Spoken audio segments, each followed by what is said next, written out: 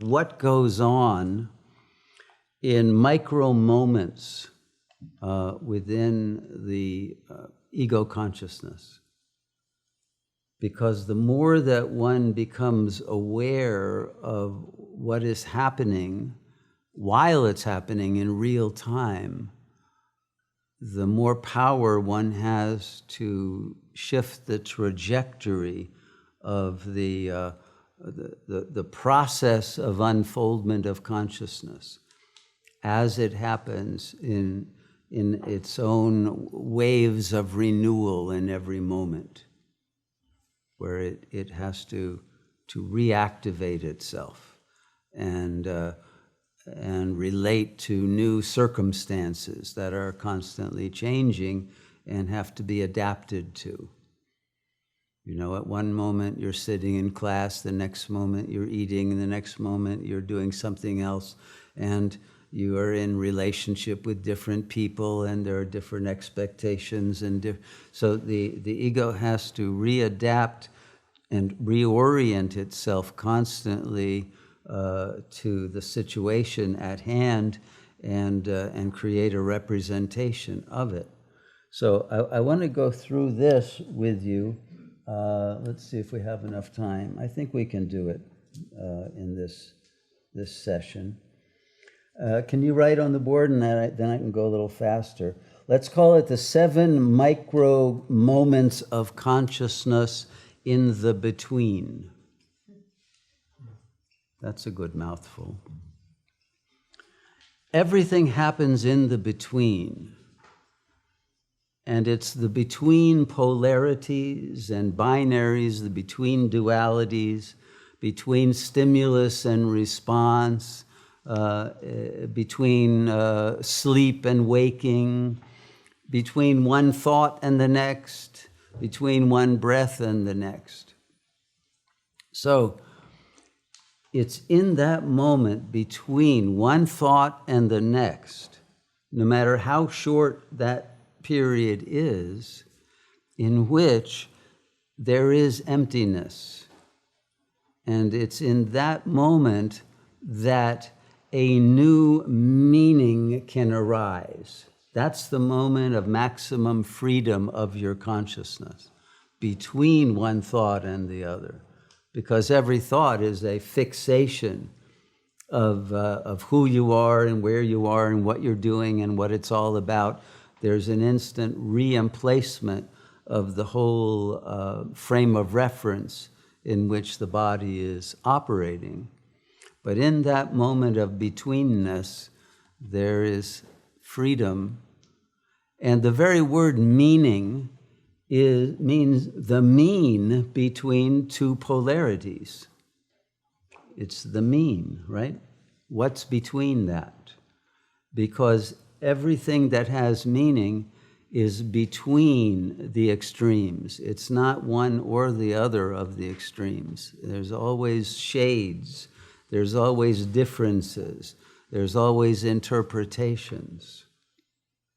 In the same way that each person has both masculine and feminine, if those terms are still meaningful or allowed under current social conditions, but there are these polarities, and each being has both polarities, but distributed differently among different functions and activities and situations. But these kinds of betweennesses are where the actual sense of possibility for change and transformation can arise. So the first instant of the between is the instant of naked presence, okay? When one thought ends, or you wake up from sleep or from a reverie or whatever, there is a moment where you're present again without thought. That's the moment of maximal freedom, okay? In the second micro moment, will is emanated. Will comes first, but it's a will to know. And it's in that moment where, if you are awake to the fact that your will wants to know, you can determine what it is you want to know. If you don't determine that, it will be determined by the program, and the third moment will be that the attention will go to some data that has arisen in the field. And that is some information. It could be a sensory stimulus, it could be a mental thought, it could be a memory image, it could be anything, but there will be some stimulus. The attention will go to it and externalize. So the will now become externalized as the attention that wants to know, what is this? And then in the fourth moment, this vague thing that you want to know will be defined as a particular object. This is the clock. Yes, oh, I see what time, I'm late, I've got to, right? So there will be an object, and the object then produces a reciprocal subject. So now you aren't just awareness and attention, you're a subject with awareness and attention. And then that subjectivity in the very next moment, right, we're in 5 now, reinstalls its sense of being an ego. And ego defenses immediately come into place again. In other words, could that object be dangerous? Is that object something I want to grab and eat or whatever? What sort of an object, and how do I defend against it or control it or take it or whatever? And then in the sixth moment, once the ego defenses arise that determine one's relationship to the object or the situation, then projections, memories, and the entire frame of reference come into place that determines what your expectations are in the situation and what kind of emotional triggering will have happened, what kind of an attitude will be taken. And then in the final moment or micro moment, you will return to a fixed identity of the one who, I knew that this was going to happen. And then that identity, the anavamala, will be refrozen. All of this happens literally in nanoseconds. But once one can reach a state of meditative silence and remain longer and longer in pure presence in that first phase, then when the will arises, there can be an instantaneous direction of that will to return to the source of one's awareness, one's presence, not go into the remaining cascade of fixation and duality. One can shift one's attention inward rather than outward into the pure intelligence that is able to perceive all of this in non-duality and as a manifestation of its own consciousness, not of a world that requires ego defenses, etc. And none of that has to be installed, and then vulnerability, innocence, the purity of one's real nature can remain constant without retracting and fleeing from danger. Okay, does that make sense? And once you can see that progression happening, and it happens between every thought, you can begin to shift the process so that you remain in a state of freedom to be.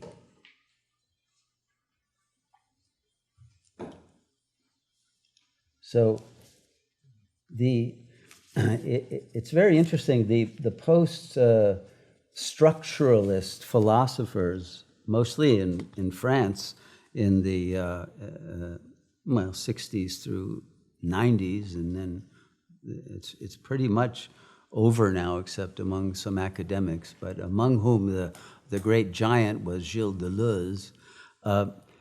He fought against most of Western philosophy, including Hegel, against believing that identity was primary. That was his main objection. All of Western philosophy is based on the belief that you have an identity and everything has an identity, and we are marked and recognized and function as a product of the differences between us all, between our identities. But all the difference is just a space, a gap, in which identity can be recognized. And identity is the thing that's primary. And Deleuze said, no, that's not the case, and that's the ideological position of the ego. In fact, what is primary is not identity, but difference. Because you are different from who you think you are. Who you think you are is a fabrication, literally, a thought that you have. And you cannot be identical with your thought. You are the thinker, not the thought. No matter what the thought is, or the self-image that you have, or belief system you've created, you are, in fact, different from it. And that difference is freedom. So his first, well, not his first book, it was probably his 7th or 8th book, but the one that broke him through into a new philosophy was titled Difference and Repetition. Not that I recommend you read it, although you could, but it's a very difficult book. But the concept, once you understand it, is actually very, very simple and very pure. That what we are is difference in itself, which is the equivalent of the Buddhist saying that we are shunyata, we are emptiness. His use of the word difference was simply to fit into a postmodern philosophical terminology, but it's not different than the equivalent terminology in any of the Eastern, especially spiritual lineages. And so once you recognize that you are difference, and the difference is empty of identity, and a state of freedom, and a state in which your entire intelligence can now come to bear, because every identity cripples your intelligence, because whatever you think you are not, those aspects of yourself you can no longer access, right? And you then externalize them. They become part of your shadow or part of what you project on the other. And so there is a loss of wholeness, which creates the sense of lack, which creates then all of the cascade of psychological effects that produces. So if you are able to overcome the binary or the pair of opposites of identity and difference, and to recognize that your real identity is difference in the sense of freedom, emptiness of limitation to any image or concept, that allows you to overthrow it and come up with either a better paradigm, like that of non-duality over duality, or go beyond all paradigms, all frames of reference, because the real is that which is literally beyond the reach of thought, which makes it very hard to talk about. But it also is that place from which meaning arises, new meaning, the novel, the the unpredictable. It's the source of indeterminacy. And it's the source from which our native genius can emerge. Because everyone has a creative genius, but you can't access it once you have accepted a fixed identity. But in that state of difference from identity, the genius, which is the infinite intelligence or some degree of access to that, becomes downloadable.